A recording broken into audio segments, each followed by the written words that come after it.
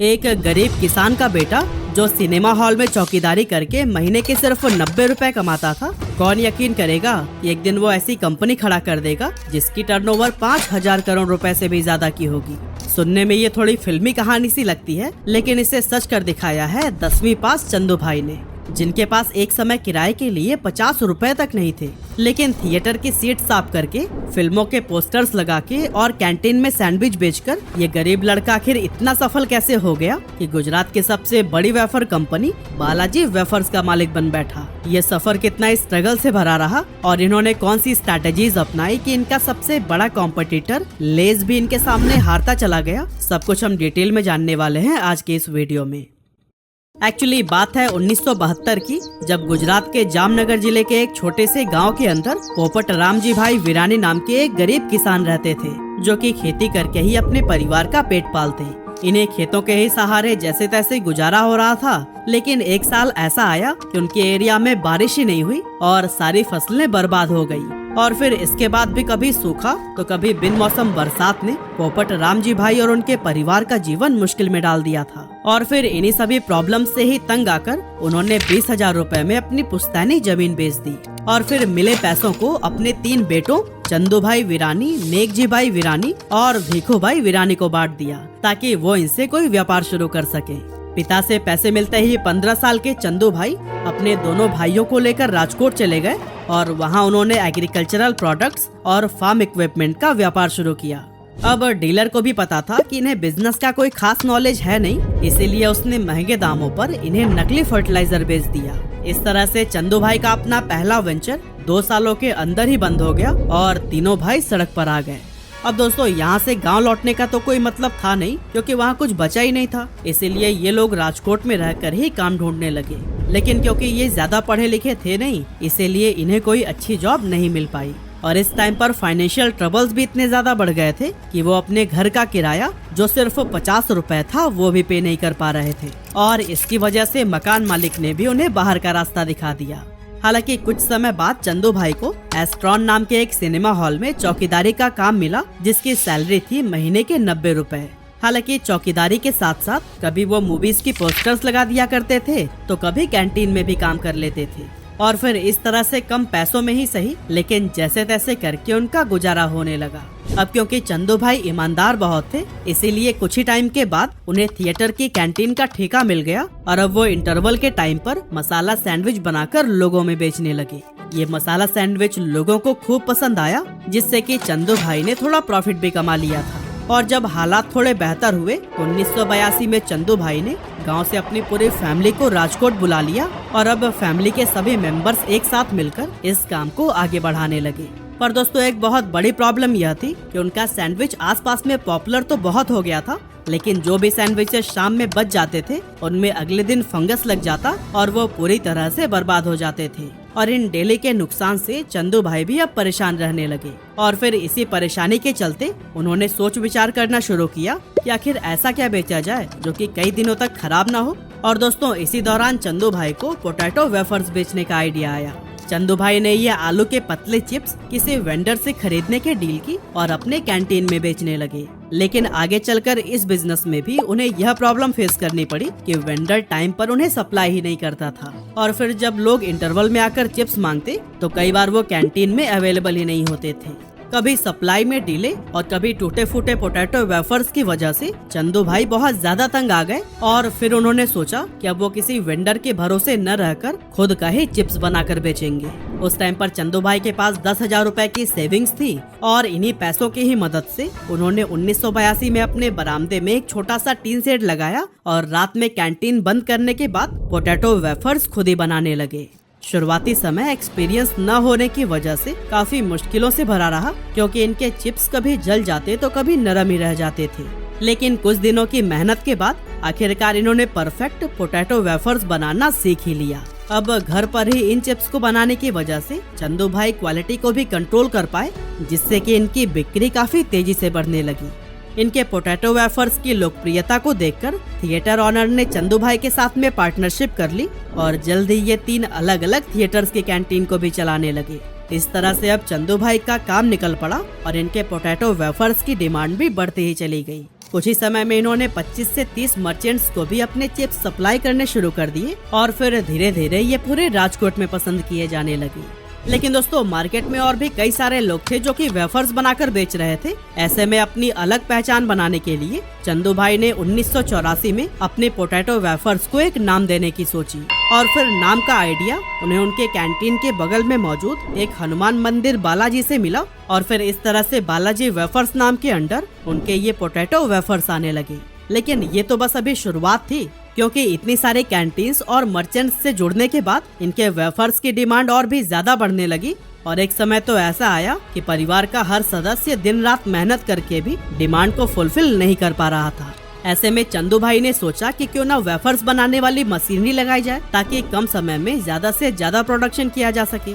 इसी सोच के साथ जब वो मशीन खरीदने पहुँचे तो उन्हें पता चला कि ये तो बहुत ही ज्यादा महंगी है, लेकिन इतने पैसे तो उनके पास थे ही नहीं। तो आखिर अब क्या किया जाए?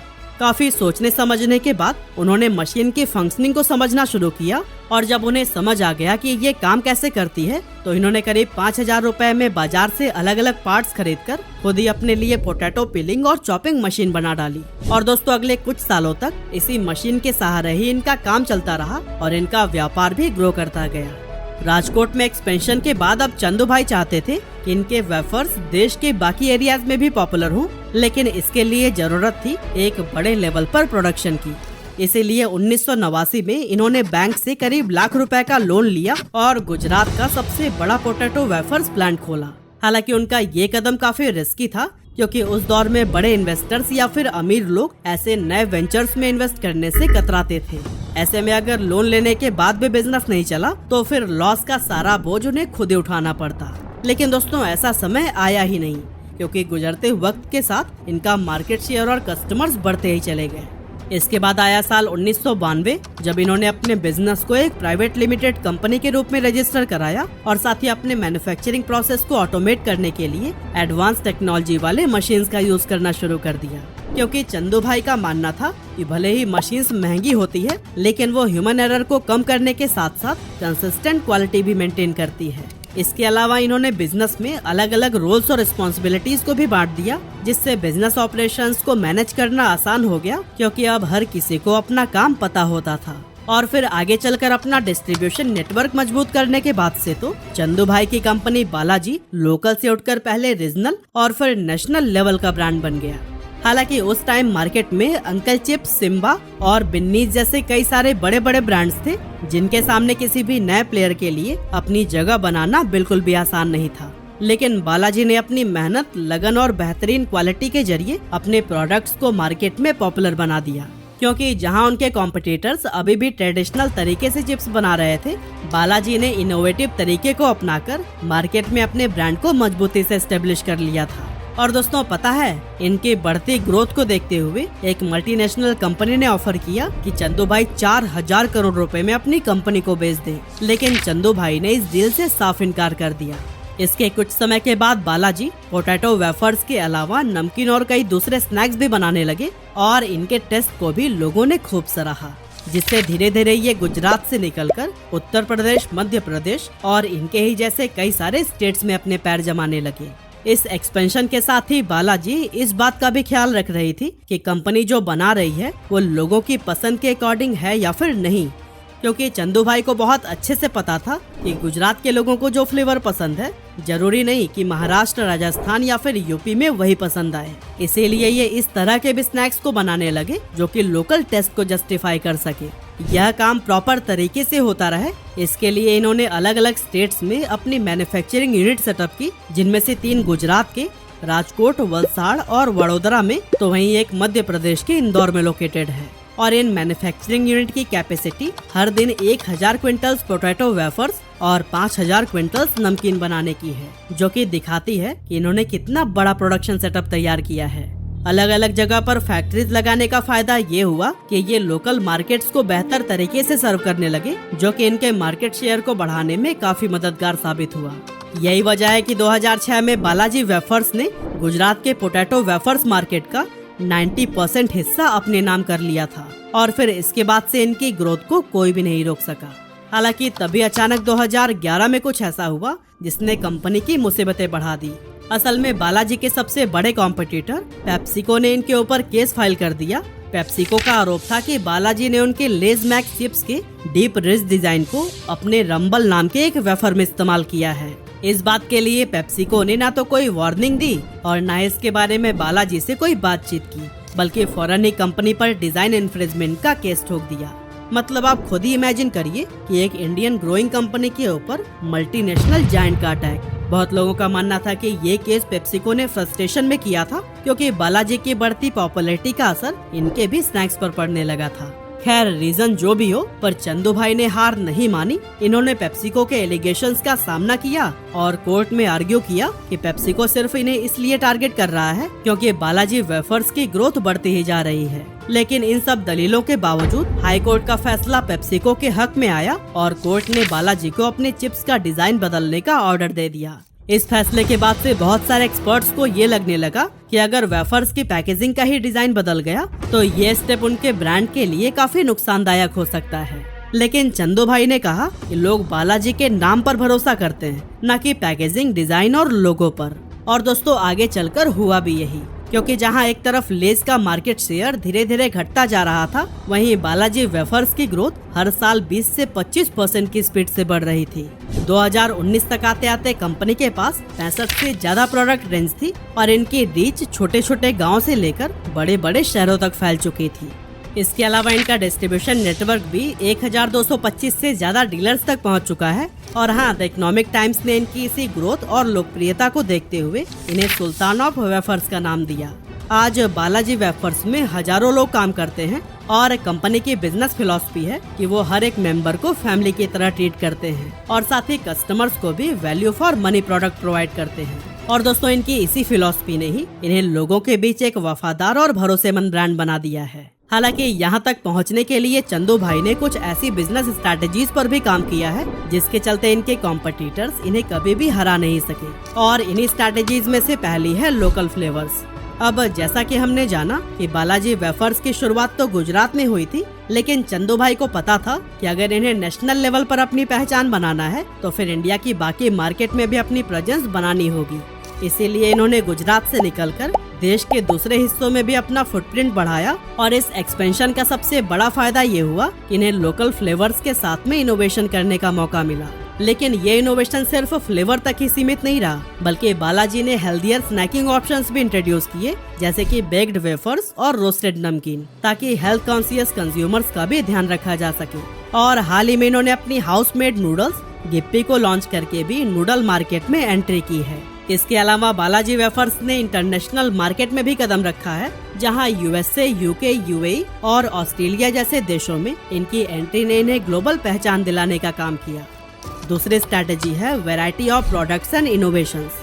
मार्केट में टिके रहने और खुद को कॉम्पिटिटर से अलग दिखाने के लिए प्रोडक्ट डाइवर्सिफिकेशन और इनोवेशंस बहुत जरूरी है। और बालाजी वेफर्स ने भी इसे बखूबी समझा और अपने प्रोडक्ट्स की रेंज को डाइवर्सिफाई किया, जिसमें इन्होंने 3 मेन प्रोडक्ट कैटेगरीज तैयार की। पहला है वेस्टर्न स्नैक्स, जिसमें 12 प्रोडक्ट आते हैं और ये वो स्नैक्स हैं जो कि ज्यादातर यंग जनरेशन और अर्बन क्राउड को टारगेट करते हैं। दूसरा है नमकीन, जो कि भारतीय घरों में बहुत पॉपुलर है, खासकर चाय के टाइम पर स्नैक्स के रूप में। और इस कैटेगरी में उन्होंने 23 प्रोडक्ट्स लॉन्च किए हैं। एंड थर्ड है वेफर्स, ये इनकी कोर कैटेगरी है जिसमें 12 प्रोडक्ट्स आते हैं। और बालाजी वेफर्स अपने यूनिक और क्रिस्पी वेफर्स के लिए ही सबसे ज्यादा जाने जाते हैं। और कुछ इसी तरह से कंपनी की थर्ड स्ट्रैटेजी है यूज ऑफ टेक्नोलॉजी। चंदू भाई शुरुआत में सब कुछ अपने हाथों से ही किया करते थे, चाहे वो वेफर्स को फ्राई करना हो या फिर उनकी पैकेजिंग। लेकिन इन्होंने जल्दी ये समझ लिया कि मैनुअल काम करने में कंसिस्टेंसी की कमी होती है और इससे प्रोडक्ट की सेल्फ लाइफ भी कम हो जाती है। इसीलिए जिस समय दूसरे ब्रांड्स हैंडमेड चिप्स बना रहे थे, तब इन्होंने ऑटोमेशन का सहारा लिया और आज बालाजी वेफर्स दुनिया के टॉप फूड प्रोसेसिंग सप्लायर्स से मशीन इंपोर्ट करते हैं। इसका सीधा असर इनकी प्रोडक्शन एफिशिएंसी पर पड़ा है, जिससे इनकी कॉस्ट कम हुई है और ये मार्केट में कॉम्पिटिटिव एज बनाने में सफल हुए हैं।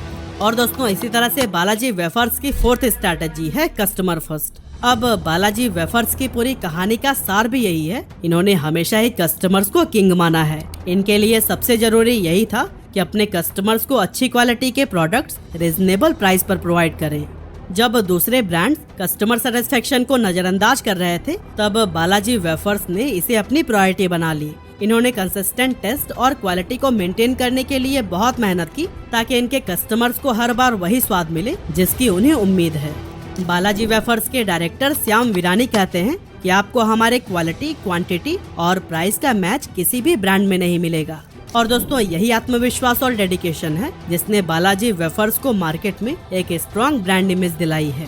बालाजी वेफर्स की कहानी सिर्फ एक स्नैक्स कंपनी के ग्रोथ की कहानी नहीं है, बल्कि ये उस जज्बे की कहानी भी है जो कि हर मुश्किल को अवसर में बदल देती है।